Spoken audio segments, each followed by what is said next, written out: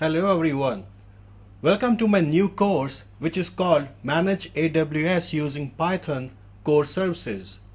As the name suggests, I'll be covering the core services in this course. Needless to say, I'll be preparing new courses which will cover rest of the services like application services, security services, and analytical services. This particular course serves two purposes. One, it will introduce you with the world of Boto and Python, and second, it will help you configure AWS core services using Boto 3. So what this course is all about?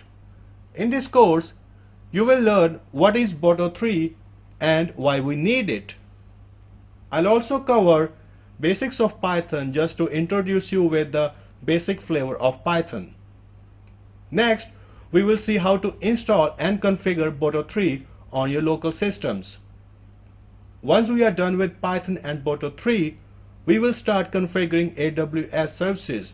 The first service I'm going to configure is Amazon EC2.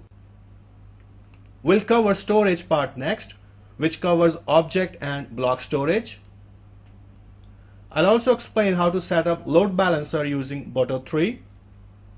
Next, we'll see how database instances can be configured using Boto 3.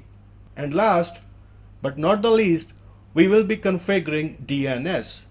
So here is plenty to learn and very good place to start working with Boto 3. Now comes the big question. Why do you need this course?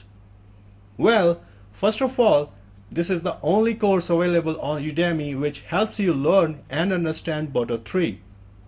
After finishing this course, you can start manipulate AWS resources programmatically, which means if you are a Python developer working on AWS, this course is a must for you. You don't need to go to AWS console to configure anything.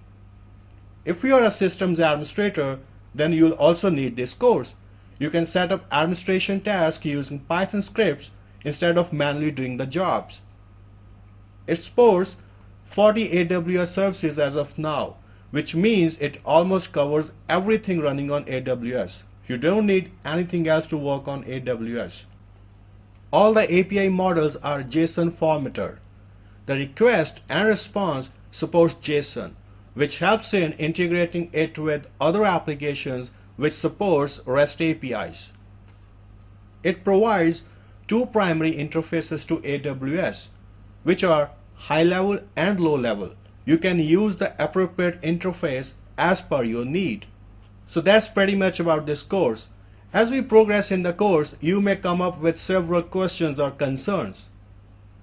You can reach me using any of the methods shown on your screens. You can post your questions in the Q&A section of this course. You can get in touch with me quickly on my Twitter handle. You can shoot me an email if you feel like, or you can also visit my website to get some additional information. So let's get started and happy learning.